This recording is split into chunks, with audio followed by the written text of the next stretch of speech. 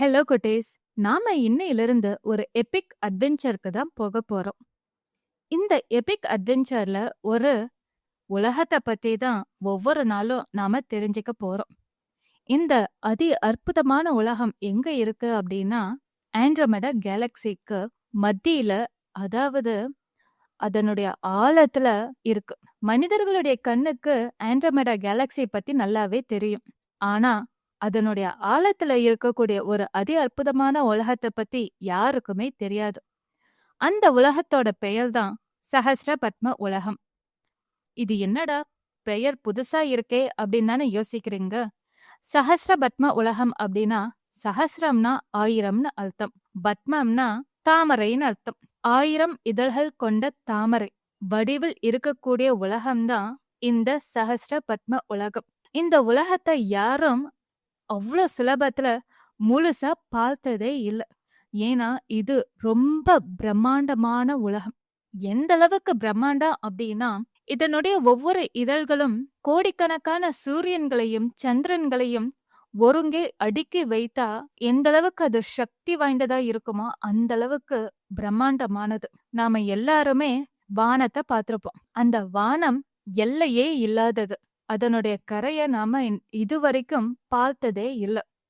அதே மாதிரிதான் இந்த உலகத்துல இருக்கிற ஒரு இதழ கூட யாருமே தாண்டி இன்னொரு இதழ பார்த்தது கூட இல்ல அப்படின்னு சொல்லலாம். ஒவ்வொரு இதழ்களும் எல்லையே இல்லாத வானம் போல பறந்து விரிந்து மிக பிரம்மாண்டமா இருக்கும். ஒவ்வொரு இதழே இவ்ளோ பிரம்மாண்டமா இருக்குன்னா அப்ப யோசிச்சு பாருங்க, 1000 இதழ்கள் கொண்ட இந்த தாமரை உலகம் எந்த அளவுக்கு பிரம்மாண்டமா இருக்கும் அப்படின்னு. அதனாலதான் மனிதர்களால கற்பனையே செய்து பார்க்க முடியாத ஒரு உலகம்னா அது இந்த உலகம் மட்டும்தான். இதோட பிரம்மாண்டத்தை யாராலையும் அளக்க கூட முடியாது. உண்மை சொல்லணும்னா, இந்த உலகத்தில் வாழ்ற எத்தனையோ தேவதைகள் இருக்காங்க. அந்த தேவதைகள் கூட யாருமே இந்த சஹஸ்ர பத்ம உலகத்தை முழுசா சுத்தி வந்ததும் இல்ல, பார்த்ததும் இல்ல. ஏன் அவங்களால கற்பனை கூட செய்து பார்க்கவே முடியாத பிரம்மாண்டமானதுதான் இந்த சஹஸ்ர பத்ம உலகம். எப்படி நம்ம சொல்லலாம் அப்படின்னா, ஒரு எறும்பு பக்கத்துல ஒரு டீ கப் வச்சு பாருங்களேன். அப்போ அந்த டீ கப்பு அந்த எறும்புக்கு எவ்வளோ பிரம்மாண்டமா தெரியுமோ, அதை தாண்டி அதால யோசிக்க முடியாதோ, அதே மாதிரிதான் இந்த தாமரை உலகத்துல இருக்கிற ஒவ்வொரு இதழ்களும்.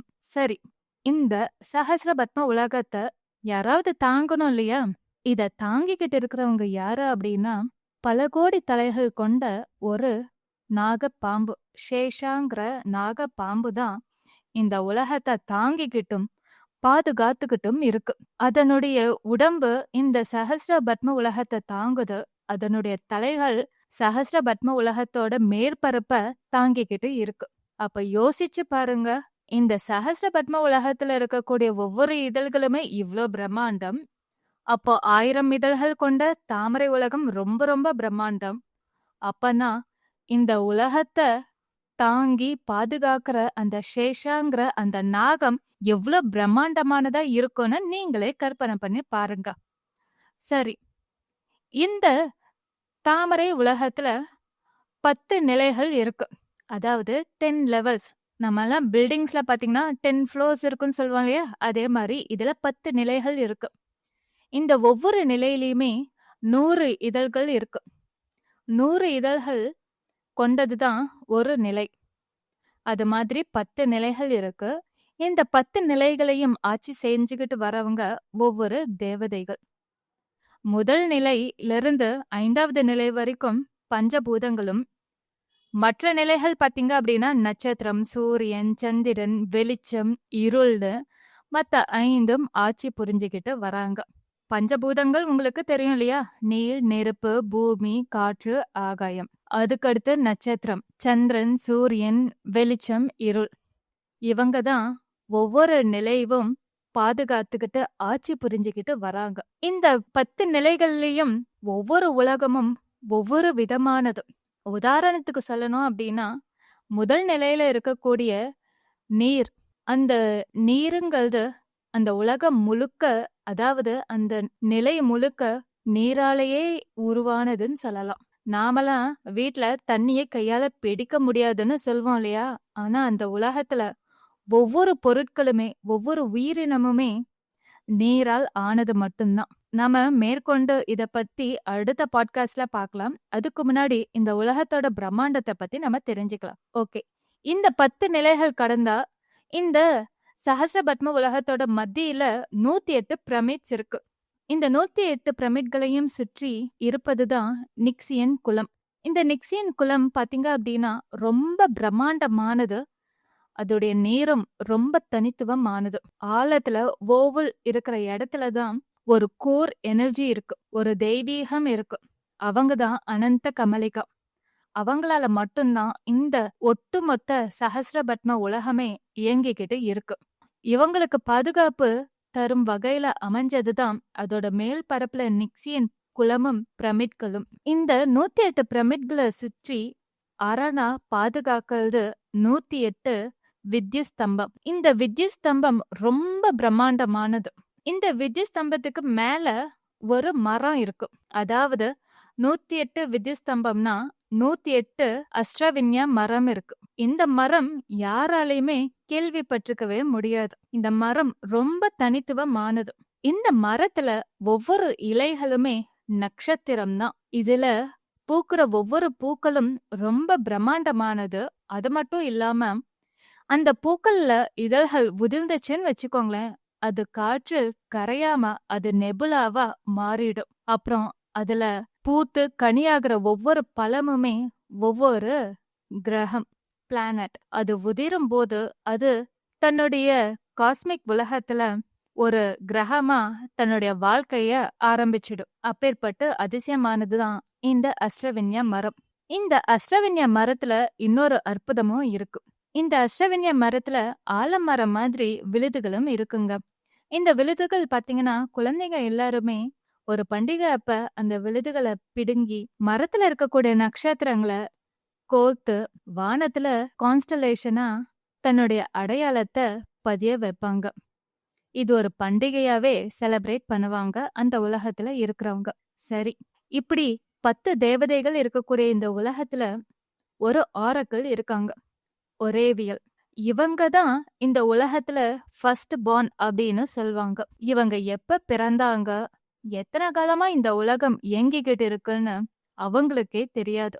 இந்த ஒரேவியலுக்கு முக்காலமும் உணரக்கூடிய சக்தி இருக்கு. அதனால இவங்க தேவதைகளோடு சேர்ந்து அடிக்கடி ஆலோசனை நடத்துவாங்க. ஏதாவது ஆபத்து வரும்போதோ இல்ல நல்ல விஷயத்த பகிர்ந்துக்கும் போது, திருவிழாக்களை கோலாகலமா கொண்டாடணும் அப்படின்னா இவங்க தான் முடிவெடுப்பாங்க. இவங்களுக்கு துணையா வைரியன்னு இன்னொரு கவுன்சில் ஹெட்டும் இருக்காங்க. இவங்க யாரு அப்படின்னா, இந்த உலகத்தை வழி நடத்துறதுக்கான சட்ட திட்டங்கள், குழந்தைகளுக்கு தேவையான கல்வி, ஆபத்து காலத்துல எதிர்கொள்ளணும் அப்படின்னா படைத்திறப்பு, இது மாதிரி 20 கவுன்சில் மெம்பர்ஸ் இருக்காங்க.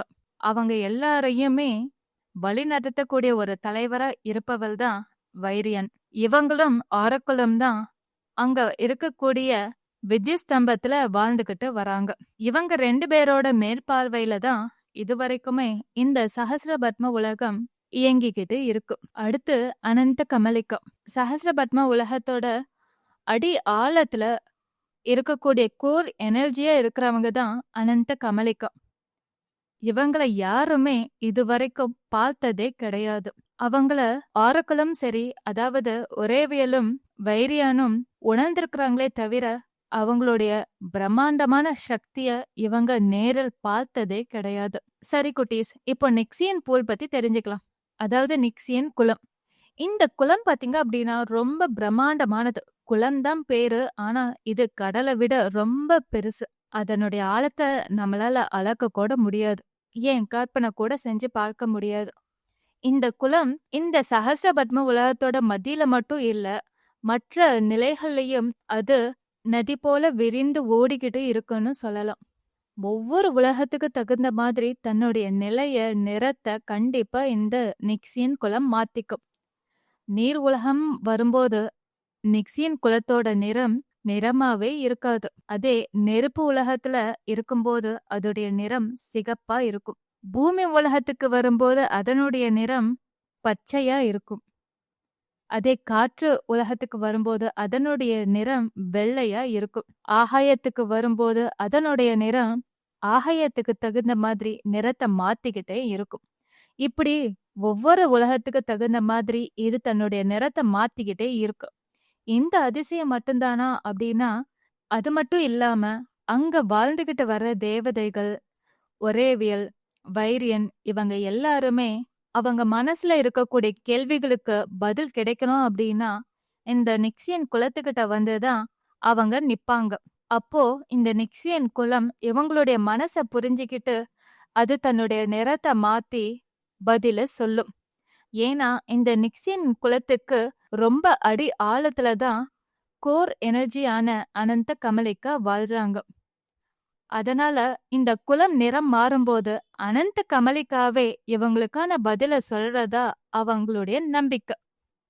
அது மட்டுமா, இவங்க நினைத்த கேள்விக்கு நல்ல பதில் தான் வரப்போகுது, நல்லதுதான் நடக்க போகுது அப்படின்னா இந்த நிக்சியன் குலம் தங்க நிறத்துல மாறிடும். இல்ல எது நடந்தாலும் நடக்கும், எது நடந்தாலும் நீ உன் மனச திடப்படுத்திக்கோ, உன் மனச தயாரா வச்சுக்கோ, ப்ரெடிக்ட் பண்ண முடியாது அப்படின்னா இந்த குலத்தோட நிறம் வெள்ளி நிறமா மாறிடும். இதுவே ஆபத்து வரப்போகுது அப்படின்னா இந்த குலத்தோட நிறம் கருப்பா மாறிடும்.